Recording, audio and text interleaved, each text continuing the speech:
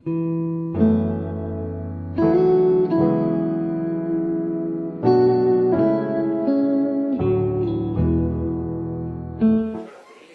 tardes.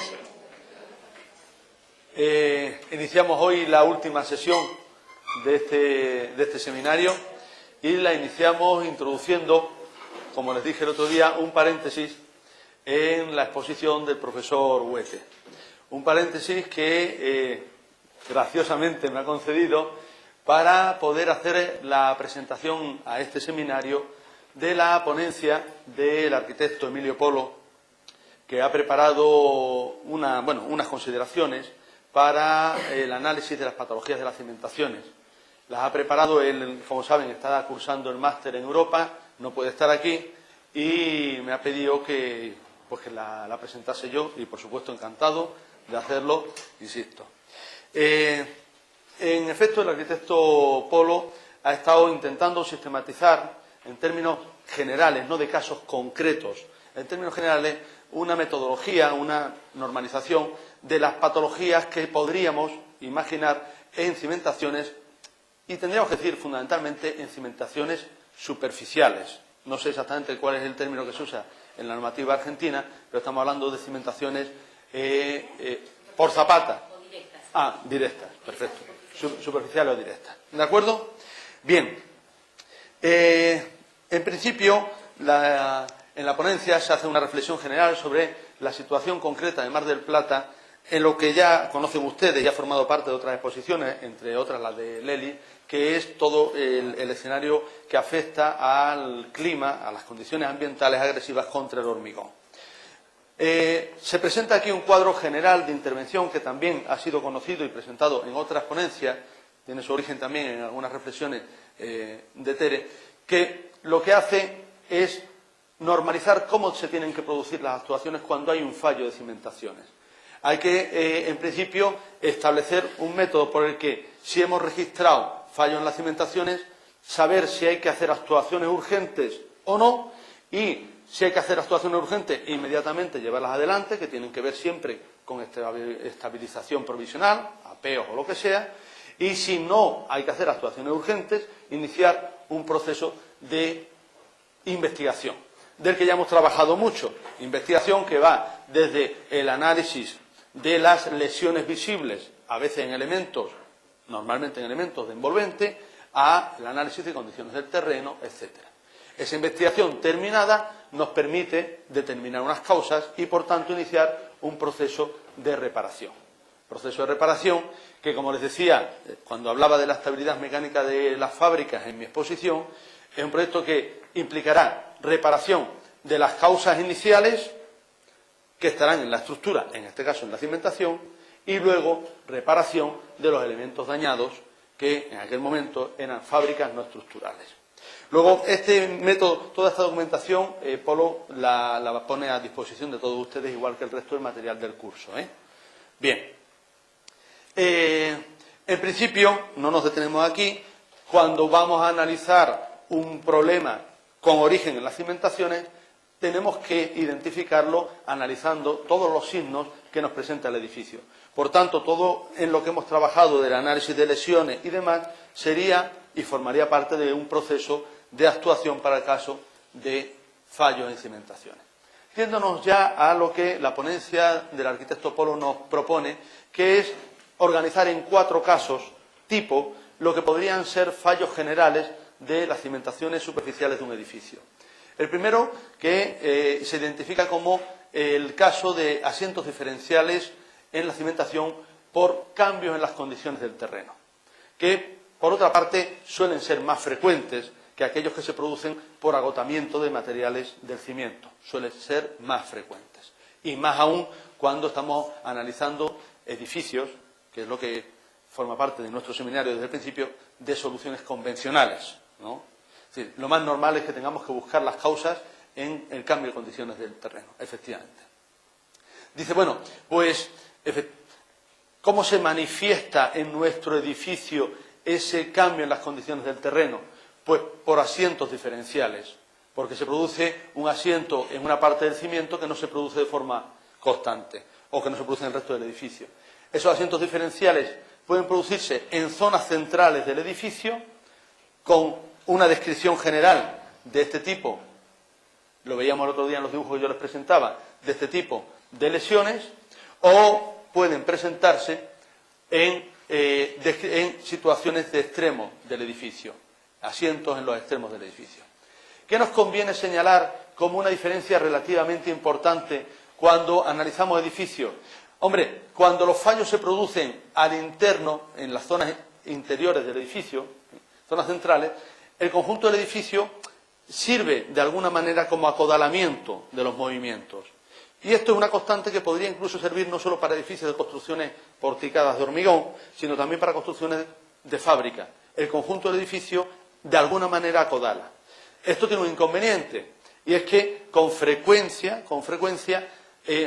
observamos los daños con un cierto retraso respecto a la producción de la causa, porque el propio acodalamiento del edificio le da una cierta estabilidad que nos puede retrasar. Y también tiene el inconveniente de que podemos tener situaciones de, descalce más graves que se manifiestan con podríamos decir, un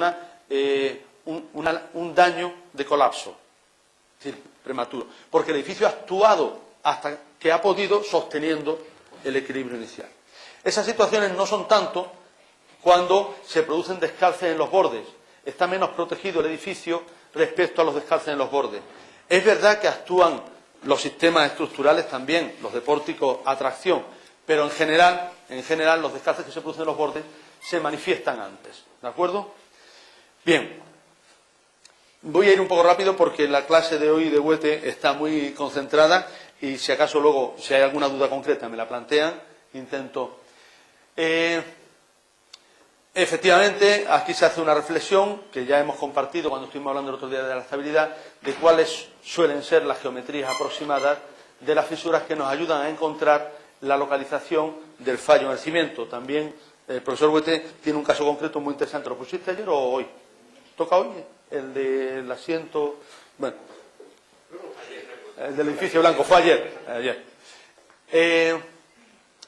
Dentro, como una recomendación metodológica, ¿no? Dentro del análisis del caso, nuestra metodología de identificación de lesiones y de comprobación con las pruebas de mayor o menor intensidad necesarias, básicas o especiales. Y luego lo que sí nos parece especialmente interesante de la reflexión de Polo es las causas posibles. En esto creo que merece la pena que nos detengamos. Los asientos diferenciales de la cimentación se pueden producir por desecación o humedecimientos de terrenos que tengan la característica de expansividad o que sean colapsables. Eso va por zonas, en Argentina supongo que habrá de todo. Asientos localizados por humedecimiento, por fallo, por afección local en el terreno. También, afección en los estratos del terreno con cambio del régimen hídrico. Les hice un comentario el otro día sobre un caso concreto. El régimen hídrico, ya veremos, puede cambiar puntualmente o puede cambiar de forma más relevante. Situaciones como el trazado de una infraestructura, como el metro, la ejecución de unas obras, pueden cambiar gravemente el régimen hídrico del subsuelo o del suelo en el que... Y oquedades en el terreno por arrastre o lavado de finos, producido pues por alguna rotura accidental o por alguna circunstancia puntual. Y ya por último, la ejecución de cimentaciones próximas, superposición de los bulbos de presiones, lo estuvimos analizando también el otro día en la ponencia nuestra y viendo uno de los casos que había analizado el profesor Huete, y finalmente la proximidad de raíces de árboles que tienen un doble efecto, la desecación y la acción mecánica. Ahí sí podemos tener el deterioro mecánico de las cimentaciones, los dos efectos. Bien, el caso número 2, que viene a ser una concreción sobre cómo cambian las condiciones hídricas del suelo. Son cambios del nivel freático. El nivel freático puede cambiar por acciones de bombeo, el otro día les puse un ejemplo, que provocó un descenso, un entumecimiento de los suelos y un descenso, o puede cambiar precisamente, en vez de por descenso, por aumento del nivel freático. Claro, ¿consecuencia de qué? Pues de la ejecución de una contención, que puede ser el resultado de una obra próxima. Les pongo ejemplo. Hace aproximadamente un año fui llamado a un edificio donde había una inundación enorme en los sótanos. Un sótano de una planta, ¿eh? Y además un edificio no en una zona baja, no, en una zona alta, en Tomares, con unos problemas de humedades enormes. Bueno, en principio la primera tendencia es pensar que había fallos quizá en los sistemas de drenaje del edificio que deberían contener o proteger el edificio de las escorrentías normales de lluvia que penetran y calan en los suelos próximos. Esa es la primera. Dice, oye, ha habido un fallo. Entonces, cuando nos ponemos a trabajar ya más en serio y empezamos a analizar el edificio, el problema es que de pronto se nos había venido contra el edificio, y llevaba 8 años construidos, un venero natural que había sido desviado por otra actuación que se había producido más arriba. Entonces resulta que tenemos el edificio en una situación en la que a 25 centímetros o 30, no hablo más, de profundidad de la losa del sótano, podemos estar extrayendo agua con un caudal así, sin agotamiento, ¿eh? Entonces, claro, veremos ahí las actuaciones. De luego, las fundamentales son las de drenaje. Hemos probado a bombear a una cierta profundidad y, hombre, te da pena que ese agua salga de donde debería estar, que es del subsuelo, y se vierta a una escorrentía superficial. Es la única solución para mantener un nivel de, digamos, un nivel que no es freático, un nivel aceptable por el edificio. Bueno, pues esa es la consecuencia que hubiéramos tenido aquí. Es decir, aquí lo que estamos dibujando es una actuación que mueve o que cambia las condiciones hídricas.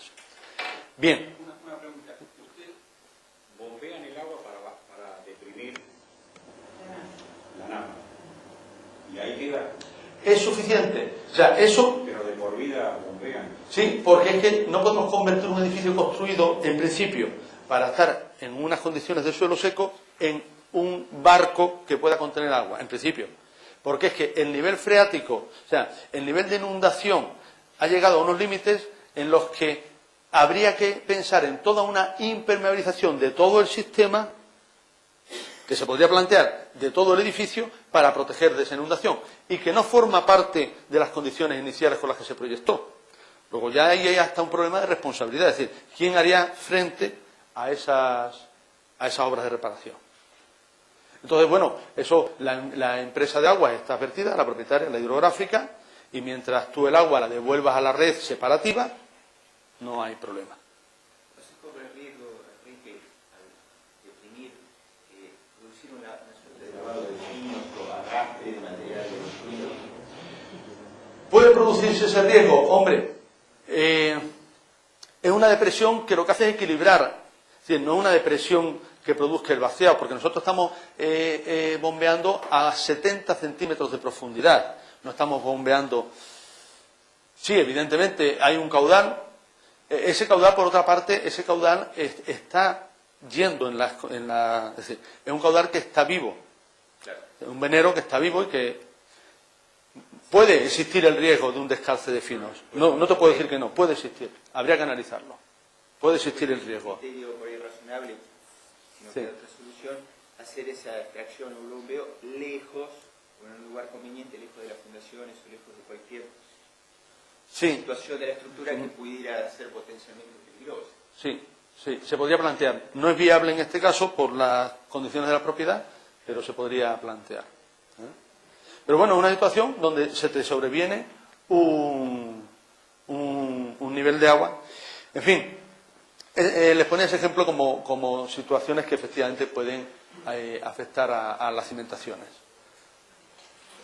El caso número 2, pues bueno, los cambios, los daños que se producen por cambio del régimen hídrico, inundaciones de sótanos, saturación de drenajes, pueden cambiar las condiciones del suelo y desde luego movimientos y deformaciones de la estructura. Desde luego todo esto, como les decía, se produce con la aparición de manchas de humedad cuando estamos hablando de edificios con sótanos.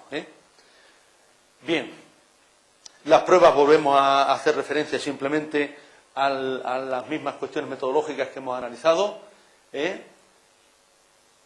Les veníamos a decir aquí, el descenso puede producirse por la construcción de edificios colindantes, por malos funcionamientos o fallos del drenaje. Por eso les decía que siempre es difícil matizar si es un mal funcionamiento del drenaje, por fallos en la impermeabilización y, finalmente, como les decía también, por las raíces de árboles que produzcan una absorción, sobre todo las grandes especies que produzcan una absorción de agua. El caso número 3, estaríamos hablando, como se decía antes, de la construcción de edificios colindantes que producen la superposición de los bulbos de presiones. Estas situaciones, como ustedes sí saben, son frecuentes y, bueno, pues todo depende, como decíamos el otro día, de las características del suelo, del nivel del agotamiento que tenga el suelo y, al mismo tiempo, como decíamos el otro día, y se habrá visto en algún otro comentario, la posibilidad, con independencia de que efectivamente el suelo tenga capacidad mecánica para el nuevo estado de tensiones, eso no evita que se produzca un asiento diferencial. Puede no haber mayor evolución, pero el asiento diferencial se produce. Por tanto, atención con esas situaciones de causas posibles, que creo que es de lo más interesante que nos produce, una cuestión muy interesante que nos aporta el arquitecto Polo. Dice, el asiento diferencial en la cimentación del edificio existente puede ser por descenso del terreno debido a las nuevas cargas aportadas por los edificios recientes, ¿de acuerdo? Puede ser por insuficiente distanciamiento entre las cimentaciones, pero también puede ser como por falta de viga centradora. La evidencia de que un cimiento no se esté comportando de forma centrada y produzca una penalización en el extremo, agrava la situación de, de tensiones justo en el punto de contacto con el bulbo próximo. ¿De acuerdo?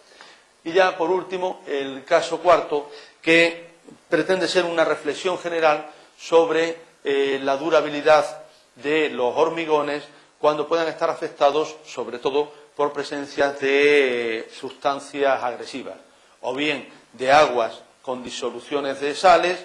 Las circunstancias concretas de las ciudades del Mar del Plata respecto a la agresividad del suelo no la hemos analizado, pero es la otra causa. En esas situaciones sí podríamos tener un problema de cimentación por pérdida de capacidad mecánica en el elemento de la cimentación, no por cambio en el suelo. Por tanto, registradas las otras causas como posibles, llegaría el momento de llegar a la cimentación, excavar, desnudar la cimentación y analizar el estado de esa cimentación. O bien por la extracción de probetas que pudiesen permitir ver el estado de los hormigones y de las armaduras del proceso. En fin, la ponencia del arquitecto Polo, que se la voy a dejar, tiene algunas reflexiones más sobre metodología, pero no tengo tiempo para extenderme en la exposición. Si hay alguna duda muy concreta, la atiendo, y si no, ya les dejo la documentación y estará disponible en la web. Ricardo, ya te dejo, hombre, ya te dejo. Bien, pues aprovechando la amabilidad del profesor Enrique Soler, que ha sido tremendamente escueto y concreto en su exposición, vamos a dar el paso último al análisis de las lesiones, sobre todo los criterios de reparación de lesiones en la envolvente. Si ayer desarrollamos ligeramente y con gran aporte por parte de ustedes, fue apasionante, muy bien, los problemas de estabilidad, hoy nos queda hablar de los problemas de habitabilidad. Tendríamos que ser mucho más generosos y preocuparnos de los problemas de confort térmico, confort acústico, confort visual. Pero la realidad es que, como yo les planteé, los casos que analizamos son de los que a mí me reclaman o los que yo intervengo de forma directa o indirecta y todavía no me están exigiendo demasiado de problemas de habitabilidad térmica, de confort térmico, de confort acústico, de ventilación. Pues la verdad es que no soy capaz de traerlo, no soy capaz de traerles a ustedes esos temas. Y sobre todo porque por un simple problema de estadística, en nuestro entorno, me imagino aquí también estarán más o menos iguales ustedes, el problema fundamental de la habitabilidad se produce por la presencia de agua no deseada en los recintos. Ese es el caso fundamental. Por lo tanto, sin negar que podemos tener, y que en España estamos empezando ya a tener, y que entiendo que ustedes también tienen que tener, pero que yo lo desconozco, lo siento, no sé suficientemente de ello. No vamos a tratar los problemas de confort térmico, confort acústico, confort de ventilación, y nos vamos a centrar en los problemas que alteran la habitabilidad por presencia de agua no deseada. Es el problema de la impermeabilidad. Eso es. ¿Hasta qué punto mi cerramiento, mi envolvente, tiene que garantizarme que no voy a tener agua que no desee en el interior? No hay lesiones de humedad. Eso es un error. Lo voy a utilizar mucho, porque no queda más remedio que seguir aplicando ese término de humedad. La humedad no es ninguna lesión. Si no hubiera humedad nos moríamos. Lo que hay son consecuencias de una presencia de agua no deseada, que puede ser terrible para los hormigones, terrible para las pinturas, terrible para las puertas, pero humedad no. Bueno, de todas maneras, vamos a hablar de las lesiones de humedad. Para eso me contradigo. Mire, ¿qué lesiones de humedad? ¿Cómo hay agua no deseada en mi edificio? Que me produzca daño, que no me interese. Pues hay exclusivamente estas seis formas. Como siempre, soy un maniático de intentar encajar las cosas en su sitio, ¿no? Y yo conozco alguna más, pues seguro. Bueno, pero lo vamos a dejar aquí. Mire, hay lo que se conoce como humedad de construcción, llámenle como quieran. Lo que se conoce como humedad de construcción, que es la humedad que de pronto aparece a los 15 días o 20 días de haberse terminado un edificio, en una pared interior que está muy lejos de la fachada. Es la humedad, el agua que se ha retenido en el elemento, durante su construcción y de pronto aparece, y me hace la santísima. Nada más que aparece en edificios jóvenes, no aparece en edificios antiguos. La segunda es la humedad la que se produce de aquí para acá. La segunda es lo que se conoce como humedad accidental, la que se me produce de forma súbita, rápida, de pronto, es verano, invierno, otoño, no sé cuándo. De pronto aparece esa humedad. ¿Por qué aparece esa humedad? Porque se ha roto el contenedor del agua. Le hace una bajante, le hace una impermeabilización de una jardinera, le hace cualquier elemento que me está conteniendo el agua de forma permanente y se me rompe en cualquier situación. Eso es lo que se puede entender como humedad accidental. El tercero es, yo diría que una de las más bonitas humedades que hay, si podemos llamar bonitas estas cosas, es la humedad que nos aparece en las partes bajas de los elementos en contacto con el terreno, es la humedad capilar. Y no lo sé aquí ustedes, pero en Sevilla es difícil conocer un edificio de edad media o antigua que no tenga problemas de humedad capilar. La humedad que sube por el terreno y se manifiesta, ¿sabéis por dónde? Que sube por el terreno y se manifiesta por la escalera y nos aparece en cualquier sitio. Hasta 3,5 metros de altura lo he medido yo, la altura capilar que no puede alcanzar este elemento.